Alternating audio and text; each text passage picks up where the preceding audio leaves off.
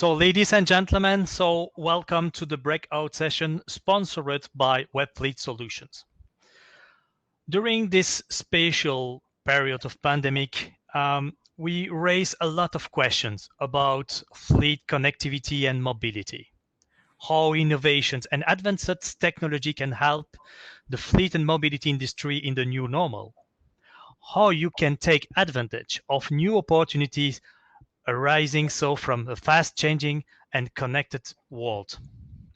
Today, our expert speaker, Kevin Scott, Director Strategic Initiative of Bridgestone Mobility Solutions and Webfleet Solutions, will provide the key reasons that the fleet connectivity is right now. So, before starting, a short reminder: do not hesitate to share your questions through the text chat based on your right side of your screen, because at the end of the session, the presentation, of course, we will organize a Q&A session. And now, don't waste our time. And let's start the presentation. Kevin, the virtual stage is yours. Great. Thank you very much, Daniel. Thanks for the introduction and greetings to everyone. Indeed, my name is Kevin Scott. I'm based here in Amsterdam this morning, and I've been part of Webfleet Solutions team for the past 6 years now, in my position as our Director of Strategic Initiatives. Webfleet Solutions is Europe's largest and most broadly deployed solution provider of fleet telematics services. In that, we support end clients in the operational management of their fleet, and we also support car service providers in the asset management aspects of fleet. Before we get into anything, I'd like to take a minute just to frame today's conversation around the concept of S-curves. So think about this as we go through the session in the coming 20 minutes or so. Technology generally works in cycles, and this can be viewed on an S-curve, which essentially tracks market adoption, that is, how quickly, how widely it is used, and growth, how quickly it is adopted. And broadly, you can say here that there are 3 phases that exist. There's a faint, exciting, and ubiquitous. Faint is ahead of the market with some signals, but also lots of noise that can make it a challenge to decide what is really gaining market traction and what is not, where to best place your bets. The exciting phase is where adoption speeds up. There is validation of the product or the business model, and market and growth ensues. And finally, let's say there's the ubiquitous phase. As the product matures, technology is widely adopted. Here, value to the customer is either incremental via small improvements, or it faces commoditization. So you can think about voice services in the telco industry as an example. And from a proposition point of view in the telematics industry, track and trace has been trending in the past words towards a more ubiquitous phase. There's a plethora of options, and this is becoming quite widely used. And what you see here, as the proposition matures, the easy and the obvious things have been done, and more marginal improvements tend to slow. It doesn't mean it's not important, just that the focus goes elsewhere. And of course, you can plot several propositions in each phase. For example, reporting, regulation, prognostics, or insights into the asset. So how can companies improve or marginally extend to reignite this excitement? What becomes possible as a market matures and solutions are more widely deployed? As an example of these marginal improvements are geographical fencing and push notifications, or even odometer alerts on the mileage of your asset and for remarketing purposes. These are useful and even critical, but are not fundamentally new or changing the proposition. And this is where we need to consider what the next S-curve will be. What is the next generational change, both for your customers, but also in your own business operations? How do you better deliver services and execute on your customer promise? And here you can think of categories that may be built around the vehicle, the driver, or business operations. Are these marginal accelerators or really a new S-curve? How do you best plan and start these up? And how do you be sure that you don't miss these? And how do we know this will happen and that these are important topics? Well, I mean, it's been a model for the last half a century or more. every roughly 15 years in the tech industry, it recenters itself. And as an industry, I think we should be ready for that and be aware of it. So that really brings us to what we'll go through today. Where are we right now? What are the next S-curves in mobility, and how to best manage and leverage those? I think, well, of course, there's also, a third pillar here. COVID-19 has had a massive impact on everyone, and we've seen so many effects in the fleet and mobility management space. In the past months, we've seen incredible indicators all over the market that those who react and adapt to this in the best and most expedient manner are gaining an exponential foothold as the market resets, because people are breaking their habits and are forced to adopt to a digital-first life.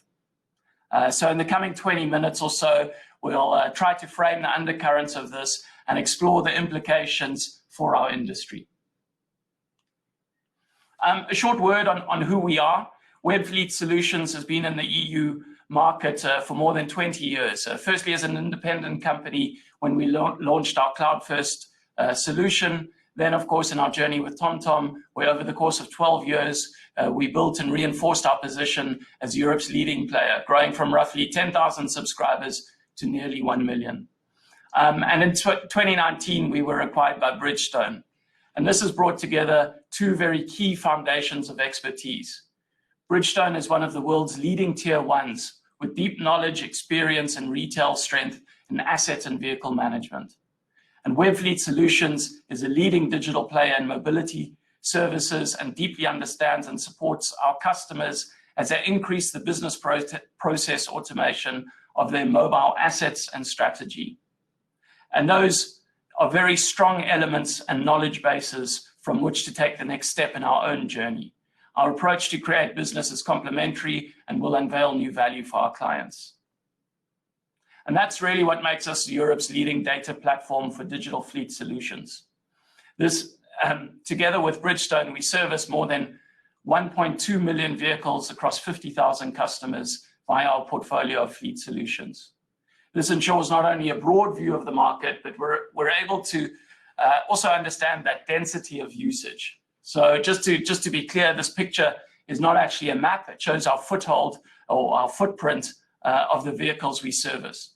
Our market heritage is European, and we and our partners live and breathe this market daily.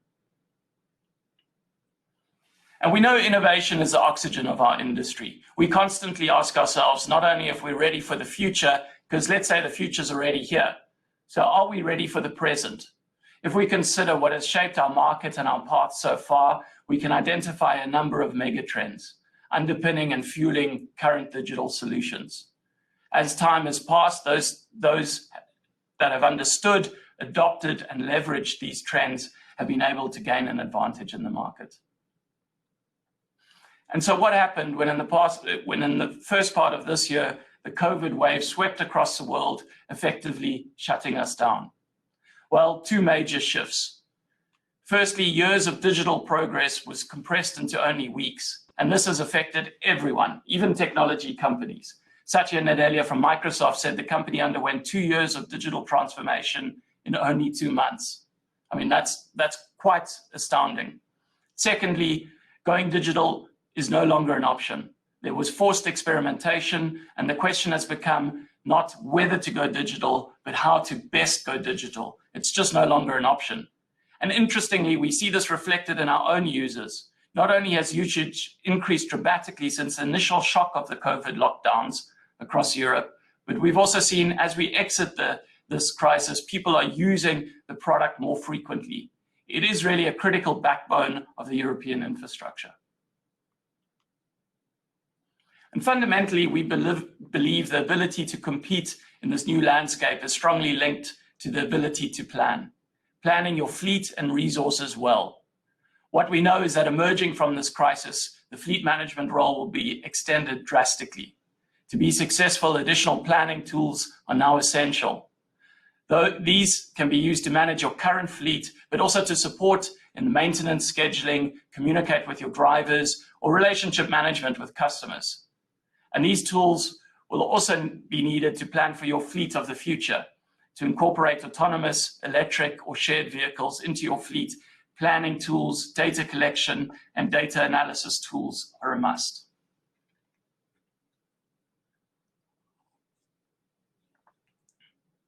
And I think we already see this happening. Electric vehicle deployment is a very large topic of this conference, and you've likely heard already many talks on this. Widespread deployment of EVs is here. I don't think there's any debate around that. It's time to think if we're prepared to realize its full potential. Often we're asked, can telematics provide vehicle data for my model or my model types of EVs? What do I need to know about the vehicle performance? And the answer is that yes, this is key information, and yes, we do provide it. But we should also all not forget as well about the journey and the transition you and your customer need to undergo to get the best out of this exciting new phase. In the world of business, the big question for anybody that wants to add EVs to their fleets is also this: how do I capture the positive impact while avoiding the pitfalls? And so we can also turn the question around a bit. If customers would install telematics on all their vehicles, Webfleet Solutions can help with their electrification challenges in a completely different way. Let's illustrate this with an example generated by our data science team. If we would plot the maximum daily distances for specifically all passenger and light commercial vehicles in our user base, this is the following histogram we can make.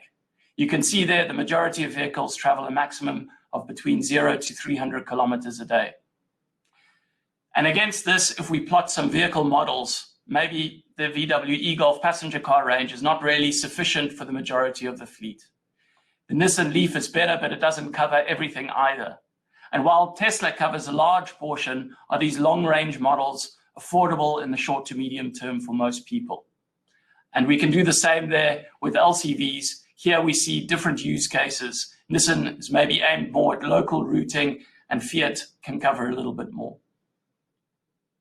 Interestingly, when we do this for trucks, we see some other trends as well. Based on our data, we can clearly see two major areas of interest: local distribution, that peak on the left there, and long haul, that peak on the right. And if you plot in trucks, you can see, maybe initial experimentation in early models didn't really go far enough. Now we see Volvo and Kenworth, for example, are aiming at the local distribution market.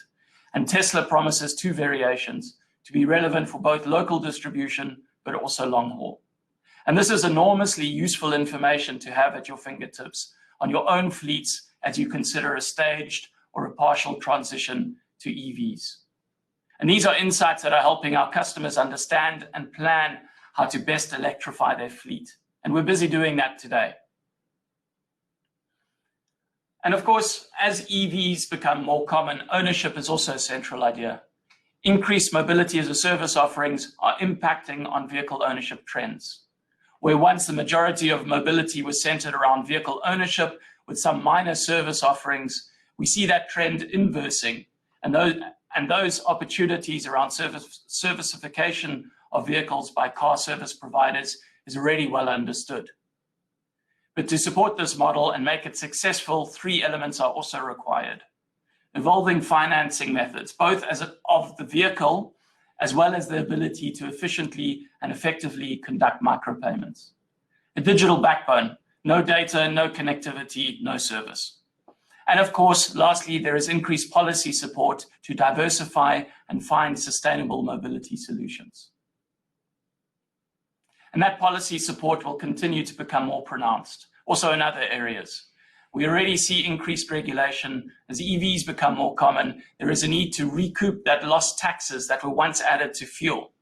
Road user charging will become more prevalent with better targeted charging of users. We see urban congestion is increasing. Dieselgate, of course, had a clear impact on how consumers, companies, and governments are looking at consumption.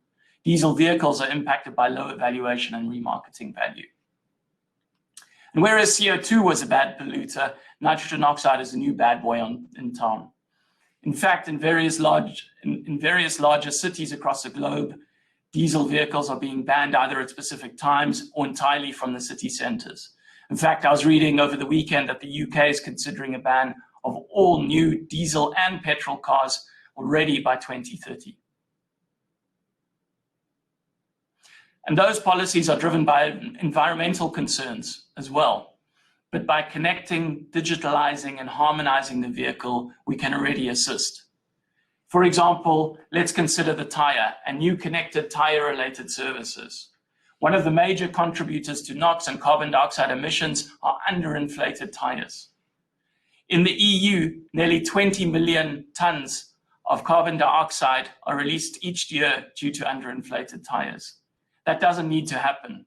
We have tooling to alert companies of that. And that helps not only the companies prove their own credentials or to adhere to targets, but to show a contribution to societal obligations as well. And hand in hand with this idea is, of course, safety. The tyre is the only place where the vehicle connects to the road and where a massive transfer of energy takes place. More than 80% of trucking breakdowns in the UK are said to relate to tyres. Offering better visibility on tyre wear and tyre pressure across vehicle brands and fleets and measured in the same way will help fleet managers to ensure the safe running of their own fleets and drivers as well as other road users. And that widespread deployment of connectivity is here. It's estimated that in 2 to 3 years' time, up to 60% of producing a vehicle will relate to electronic costs, such as components and software. OEMs recognize the fact that they can't address the challenge that companies almost never own vehicles from a single brand, a single car type, and a single car year. The connected vehicle ecosystem goes hand in hand with data sharing. We deeply understand and care about that. There is the need for the so-called neutral server, not only to ensure data responsibility, but more practically to harmonize the huge variation in data quality and API readiness from different OEMs. Helping to ensure this is where we as an industry have the opportunity to stand up and lead the way. And so if we go back to the beginning, technology used to be about accounting tools for big companies. Now it's really part of life. The last 9 months have put digital solutions at the heart of almost every aspect of our lives, both personally, but also in how we plan and manage business. We are changing work, not changing the tools we work with. And no longer do we make digital solutions to fit the old way of working. We will change work to fit the tooling that supports us best. It has become systemically a key part of society. So when everyone has to try everything online, what does that change? I think a few parting thoughts on my side. Acceleration, existing trends jump forward. I think, ask yourself, what is your new normal in a post-COVID world? Forced experimentation. When everything is forced online, what works best and where are the key points of impact? And finally, if we consider that there's been a market reset, habits have been broken, and there are new opportunities to engage, how will you best leverage technology? So I hope that gives you some material of which to think. It was a lot to cover. I think I'm within time. Of course, I'm very happy to answer any questions now, or feel free to reach out. We're available. You see my contact details on the screen there, and of course we have a booth. Thank you, Kevin, for this interesting presentations. Thank you very much. I have a questions to you, Kevin. Sure. What would you say? How is connectivity supporting both individuals, business, and society? Yeah, I think thanks, Daniel. That's a great question. I think if we consider the connectivity between objects, so from cars to our coffee machines, from our increasingly smart homes to smart cities, it's clear we already live in a connected world.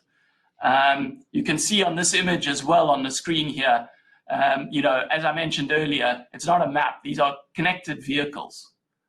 So considering connectivity on a large scale, many of us are already living in smart cities, large urban areas where devices and sensors are constantly collecting and communicating data that supports the way everything operates, from traffic to power supplies, from policing to education, medical facilities, and much, much more, of course. It's already happening. And I really think all of this is making the living space safer and cleaner, as well as more sustainable and enjoyable.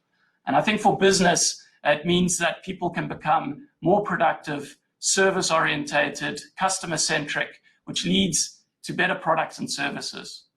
And I think lastly, we also see this data helping us. Early in the crisis, Webfleet Solutions launched the COVID Economic Recovery Dashboard. This is the data-based overview of business traffic and indicators around Europe.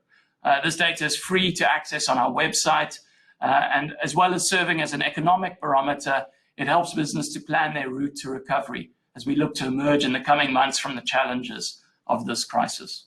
Okay. This is not a secret, of course. EV are becoming more and more important for fleet. What are the key steps fleet managers need to take today, and how can telematics support? Yeah, I mean, we've said it, and a large part of your conference has been focused on EVs. It's clear they will become a crucial part of all fleets. I think that's not even in question today. In fact, I was reading only yesterday that in September, Europeans brought more new EVs than diesel vehicles. I mean, that's quite astounding if you compare to where we were this time, even last year. However, there's a challenge that remains, and that's how to best adapt to new processes and planning in the best possible way. I think we should also consider why EVs should be implemented now and why deal with those challenges up front. Many are still looking at the why not aspect of implementing EVs now. But I think those that take the step can build a competitive advantage when EV is in that ubiquitous phase that we talked about and is everywhere. As I said, telematics helps companies to add EVs and manage them efficiently. Data insights like charging information, driving range, route optimization, support fleet managers in adapting faster and easier to new requirements.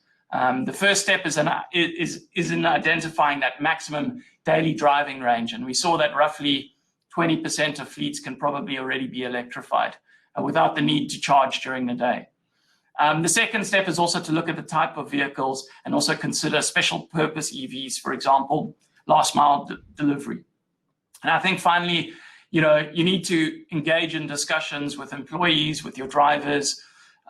Some processes and habits are built around the classic engine vehicles, and those will need to change. And you need to support.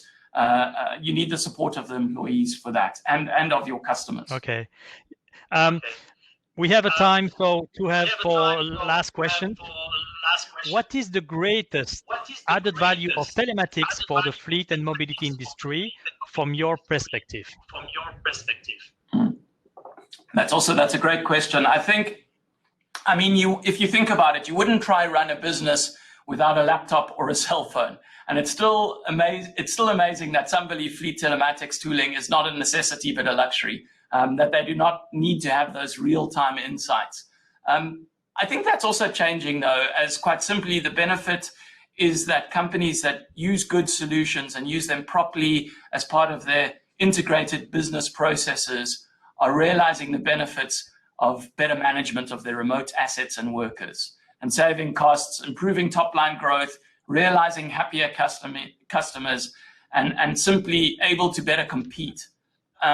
Those that don't adopt to this, risk dropping out of the market. And I think that's something that COVID has also highlighted. So, in summary, connectivity gives companies the insights they need to utilize their vehicle and driver data to improve their company performance and reduce, that ecological footprint.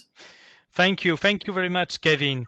So, if you have any additional questions or is coming later, or if you need more information, do not hesitate to contact Kevin by private video chat meeting, or you can meet him and his team at the virtual booths in the village. For this access, it's very easy. You click just on the left side, village, and so you select Webfleet Solutions booths, and you can get directly in touch with them. Stay with us because we start now the sponsor session. It's very easy, so you can click on Village, of course, and visit all sponsor booths as well.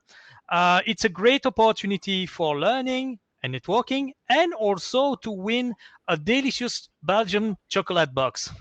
So thank you for your attending and see you later and enjoy the summit. Thank you very much. And thank you, Kevin. Thanks. Bye.